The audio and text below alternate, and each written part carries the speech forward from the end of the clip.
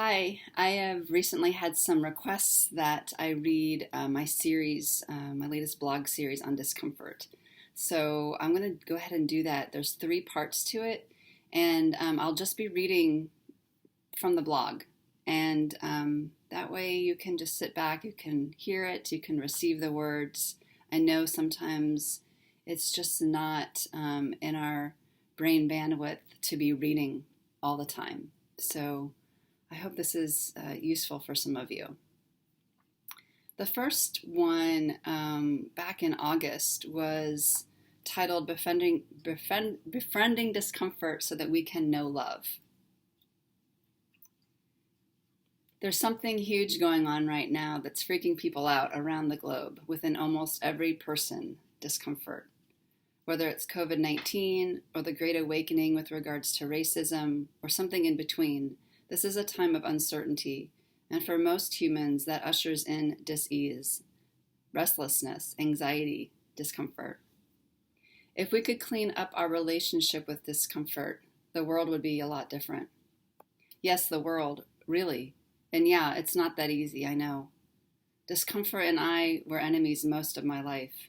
I did everything I could to negotiate with discomfort. I maneuvered, I manipulated, and managed life in every way I could. So much that I became an expert at avoiding discomfort.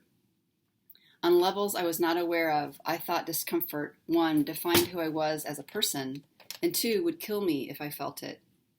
Hidden within both one and two was a rather significant belief. If I'm feeling discomfort, it's because I'm doing something wrong. Or worse yet, if I'm feeling discomfort, it's because I am wrong, or a derivative, bad, for example. This belief is a pretty limiting belief, yeah? It is a belief that promises pretty much only one thing, a life of suffering. There's no way around it. If one believes that discomfort equals wrongness, or any derivative, there's going to be suffering eventually. I tried to hold off eventually for as long as I could. To avoid it, I spent my life trying to control, fix, adapt, manage, figure out. And when that didn't work, or exhausted and overwhelmed me, I rotated between being numb, dissociated, and disembodied. Survival strategy, going mental. Why would I choose such a belief if it's guaranteed to bring me suffering? Why would anyone? Well, no one would choose it. But life experiences in various contexts will innocently lead us to this belief. For example, if we're in a family of origin that does not talk about feelings and sensations and how to be with them, or if we're in a family of origin where the adults are causing us harm, or if we're in a family of origin where our siblings or other young people are harming us, and the adults in our lives aren't helping us, or there are countless possibilities. As a young being, we will experience shock when we are harmed or disconnected from a sense of our safety, from a sense of our sources of safety. Without guidance, without people to safely reconnect with us, and without nurturing instruction, we will quickly become overwhelmed, and then we will innocently turn against ourselves. We won't be aware of it at the time, but we will subconsciously blame ourselves. We're literally at the mercy of adults in our lives as young people, so we need them to be good in our eyes. It's not safe to blame the adults, so we blame ourselves. We will assume it's us, and then we'll try to figure out how to please our caregivers, figure out who they want us to be. We'll try to manage the situation and our own behavior. We'll even try to control what's happening, control our caregivers and ourselves through our behavior, or fix what we think is wrong.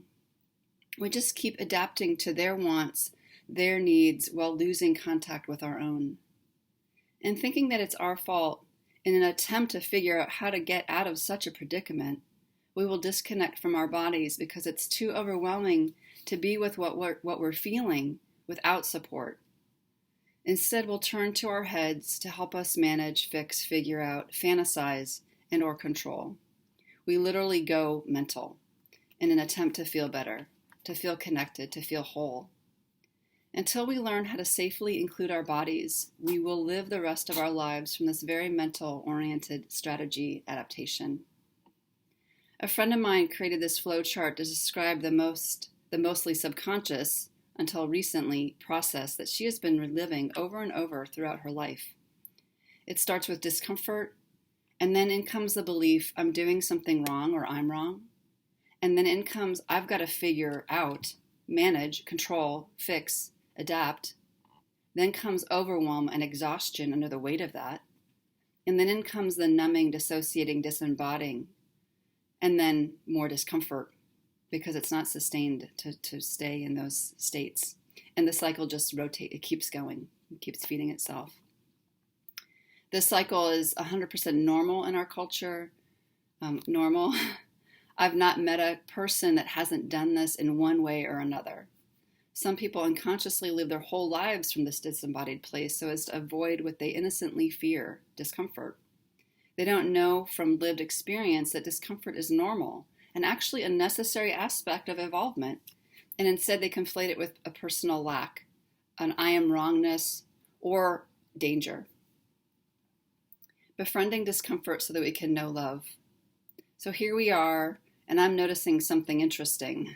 As I've been journeying with so many during this time of COVID-19, which then flowed into a worldwide awakening from the naming of systemic racism, I notice the most resilient people are those who have made friends or reconnected with not just their bodies, but also discomfort.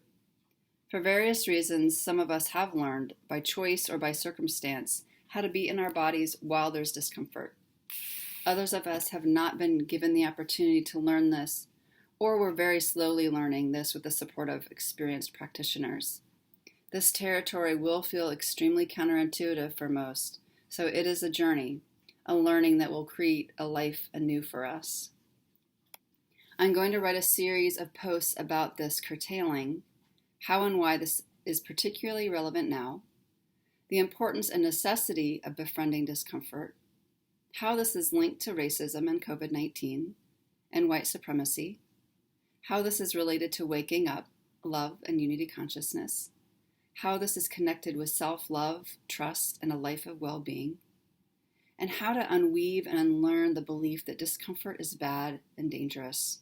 In other words, how to put a cog in the wheel of oppression, of our internalized oppression. Yes, it's all related.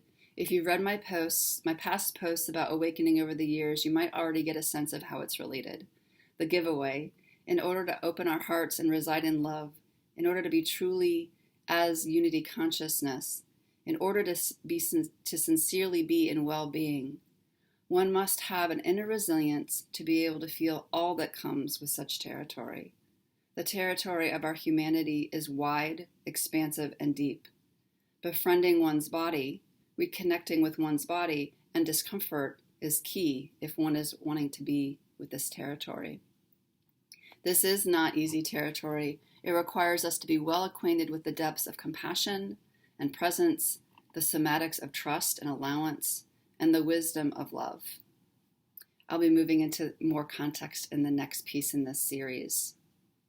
There are some footnotes to that that you can check in with that in that blog. Befriending discomfort. The second one is called Feeling Exhausted, and this came out on September 20th. Is posted to my blog on September 20th. Here's a second piece in a series of blog posts exploring discomfort and disconnection. I've been noticing in clients, in myself, and perhaps everywhere, tension and discomfort goes up when a sense of connection to well-being goes down. It's not the tension or the push-pull that's the problem. In fact, tension is a normal part of the human experience. It's the constant lack of well-being amidst the tension. Could you imagine us being a culture that communicated from kindness, that operated from a sense of we-ness, that was rooted in curiosity? Even amidst tension, we could be in connection, supporting one another. But we are a culture rooted in dominant, oppressive narrative, behaviors, and mores, a culture that's rooted in disconnection. And so, along with tension, we also feel disconnect, and that changes everything. When I think of tension, I think of a push-pull. There's something pushing and another thing pulling, and this creates a tension. We may have literally experienced this in our families of origin, where we perhaps found ourselves in between our mothers and fathers, or was, in my case, between my mother and my brother. We have experienced this in our circles of friends, or in other kinds of engagements where, for example, there is a sense of pressure to be a certain way. We may have experienced this from a group of people or from culture itself, particularly if we are from a marginalized population, marginalized as deemed by this culture in which we live. We don't often have good skills to navigate these tensions, and we often aren't with others who have these skills either, who can support us. Survivors know this territory well, on a variety of levels.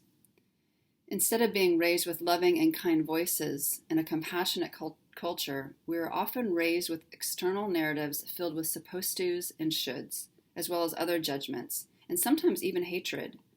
We tried so hard to be good, but we got treated the way we were being treated. It hurts to be rejected, to be excluded, to be othered, to be harmed, to be left out, to not belong. We so desperately want to be accepted by others, included by others, valued by others, loved, and it can be devastating when we are not. We try so hard to get that approval so that we can belong. Over time, we innocently internalize those external judgmental narratives, and they become our own narratives. In the process, we begin to turn ourselves into pretzels, fighting with ourselves to be a certain way, still trying to get that approval, to get that belonging. We can literally feel this push-pull in our bodies when we are involved in conflict with ourselves or with others. One part of ourselves may be pushing one way, and another part may be pulling in another way. It can show up differently for each person based on the context. I often experience it in my solar plexus, but it has showed up in my throat, my heart, my lower belly, and other areas of my body. It's usually very uncomfortable and can create distress in our bodies. You might think of a time when you weren't sure what to do. You wanted to do X, but you also wanted to do Y. Maybe it was your belly in that push-pull, and it felt like there was a knot in there. Maybe it was your heart with a clenching. Maybe it was your throat with a tightening. Or maybe there was overwhelm and a sense of numbness came over you. Not knowing how to navigate the discomfort in our bodies, this push-pull, often takes us to our minds where an internal sense of fighting comes alive, of fighting and a franticness in our thoughts, as we're convinced that we will be able to figure it out from our thoughts, from our minds. Feeling exhausted? All that pretzel making is such burdened hard work. In an innocent attempt to feel safe, we turn to fighting with ourselves through our thoughts. We so badly want this discomfort to end, and we will attempt to rely on our thoughts to do it. The unconscious internal narratives may look like, if I do X, things will calm down. If I do Y, they'll stop yelling at each other. If I do Z, this knot in my belly will go away. If I'm XYZ, I'll be included. The thoughts can morph into, I should be better than I am. I should be like I was when XYZ. I should be like XYZ person. I'm supposed to be XYZ, not as I am. The variations are endless. Hidden within all these unconscious narratives are shoulds and supposed tos and have tos that we hope and believe will lead us to safety and relief. Whew! Is it any wonder why we experience so much anxiety and why we're so exhausted? The frenetic state of being is perhaps the biggest clue that we are out of well-being and that we need to get some clarity. We know that our revved up thoughts are not helping, and so we must slow down and pause. As we do so, we will be able to step back from our franticness of our minds and start to get conscious with the subconsciousness of our thoughts by simply asking ourselves, what thoughts am I having right now about XYZ or myself?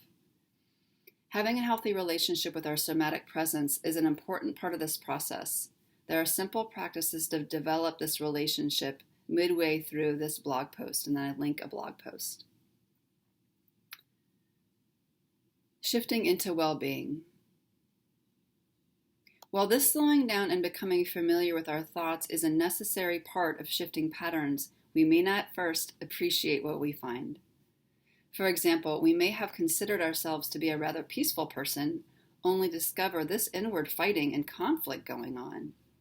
Discovering what had been out of my attention has often been difficult for me. It may bump up a kind of arrogance I have had about who I am or my place in the world even. Said another way, it often didn't feel good to my personality to realize how many blind spots I had about myself. Shame and humiliation often surfaced first.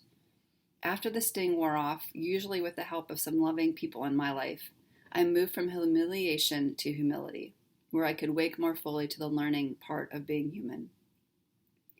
Once I remember that I am human, a human here to learn, I find the discovery aspect of my human journey less threatening, and slowly I become more grateful for the opportunity to unlearn the innocent yet harmful patterning. I didn't have support to help me be aware of my subconscious narratives early in my journey, and so it took me a long time to learn that often it wasn't others who were harming me anymore. Over and over, I thought it was other people. To clarify, yes, people had harmed me tremendously in my past, particularly when I was a child. I had minimal sense of autonomy or ability to choose with regard to my predicament as a child.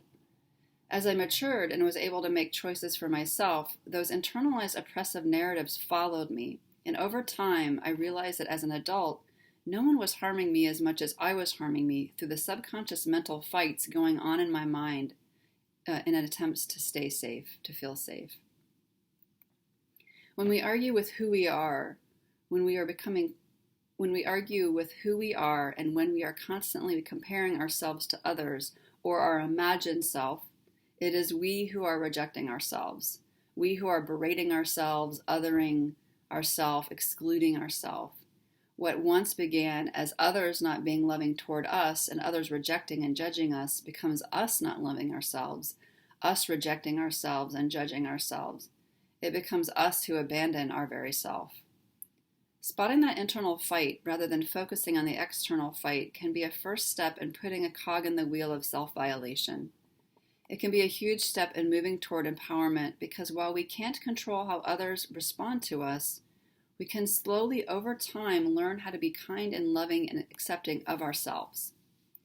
And for the record, self-compassion is something I had to learn as an adult because it was never role modeled to me as a child or even into my 20s, despite years in a spiritual community. Loosening the grip of oppression. Naming this happening may seem like no big deal, but naming is one of the most important components of shifting a habitual pattern. A pattern runs at its strongest when it happens without consciousness. As soon as it becomes conscious, it immediately starts to lose power, and it will lose more power if there is less judgment associated with the naming. In other words, if I beat myself up for being conscious of the pattern, it will hold in place. But if, upon recognizing I participated in this pattern innocently, I can factually say to myself, oh, I just did that. Okay, I can see how that is the pattern of X. That simple awareness will start to shift the pattern. This is where getting support was helpful for me in shifting the patterning, as I did not know how to treat myself with patience or kindness until it was modeled to me through somatic practitioners trained in trauma healing. Once you're able to name the patterning without judgment, you might start to notice it move. As kindly and compassionately as you can, keep naming the pattern as it arises, without trying to fix or change it. The kindness and compassion itself can be profound in shifting the pattern. I found journaling useful in addition to exploring with supportive practitioners and friends.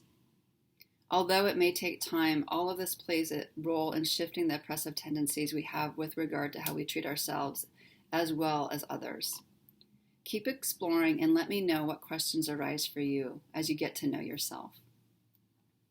I have another footnote where I talk about how to learn more about the dominant narrative, where I've written a lot.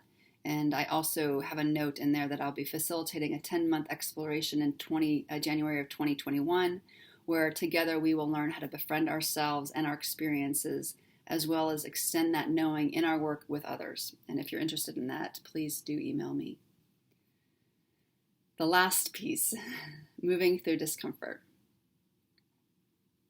In the first piece on discomfort, I wrote about how often how we often unintentionally conflate discomfort with wrongness and the importance and significance of befriending our discomfort. In the second piece, I explore the topic of internalized depression, which includes living from our internal narratives of shoulds, supposed tos, and so on, which create a push-pull fighting dynamic inside ourselves. In this piece, I'm going to share an experience which will reveal a little bit about how these two are related as an entryway into diving deeper into the topic. A couple months ago, right around the time I was starting to write more on discomfort, I had an experience that I started to share with clients to illustrate how quickly the mind can jump in when discomfort happens. I was in a meeting with a group of people. Some were familiar to me and some unfamiliar. We were all sharing our reflections, where we saw the organization in this present time in relation to our group's particular focus. The focus was not race, but race was on my mind. I had been struggling with this organization the last month in particular after hearing firsthand about some overt and covert racism that had been happening in the organization. I felt compelled to share my thoughts. Actually, if I was to continue to be part of this community, I found it necessary to share my thoughts. I verbally shared with love in my heart and presence in my being.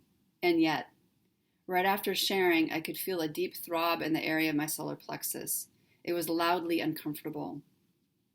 I was somewhat surprised that I was having this physiological response, and in the span of a few short seconds, I noticed narratives checking in to see if I'd said anything out of integrity or anything wrong. Since I had been studying discomfort, particularly the conflation of discomfort with wrongness, I very quickly saw through what was occurring. Here was a lived example where discomfort came, and in a split second, my narrative was assuming I might have done something wrong, and that I'd be rejected for doing so. I'm lucky to have this awareness. I immediately had a short conversation with myself. This is just discomfort. It doesn't mean I've done anything wrong. This is just discomfort. I am in no danger. I consciously acknowledged I was safe and that I was having a body response to saying hard things, but that I was indeed in integrity.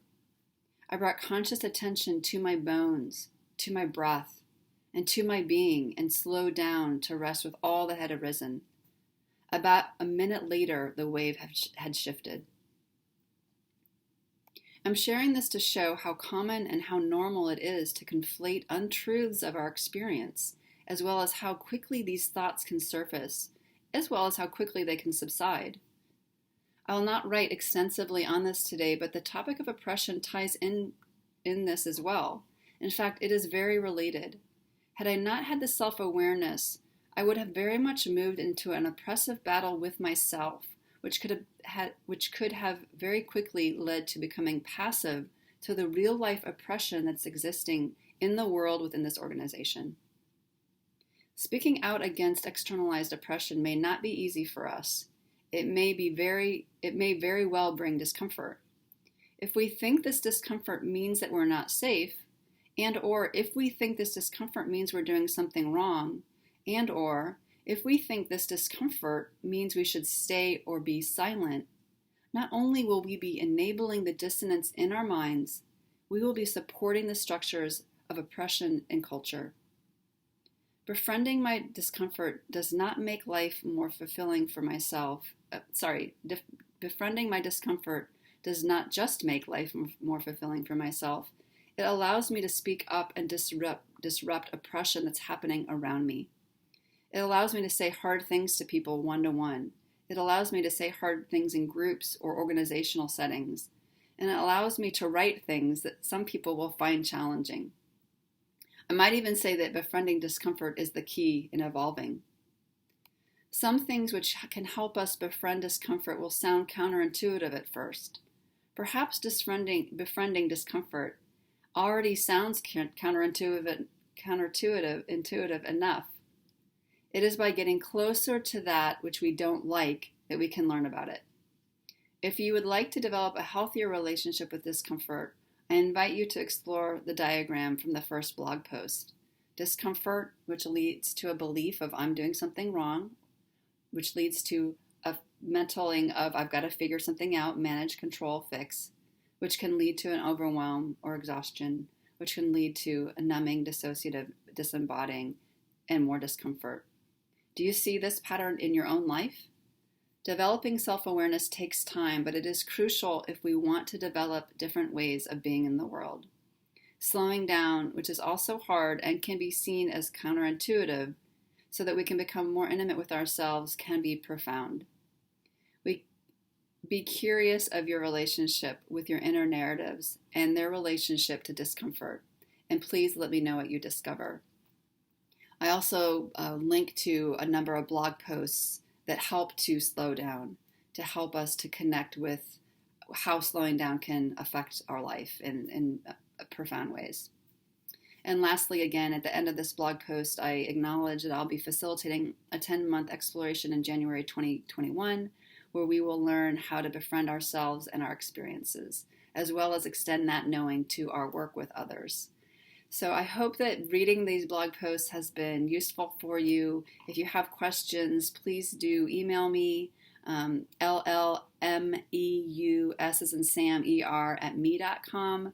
And I'd love to hear from you. If you're interested in my course starting in 2021 in January, please email me about that.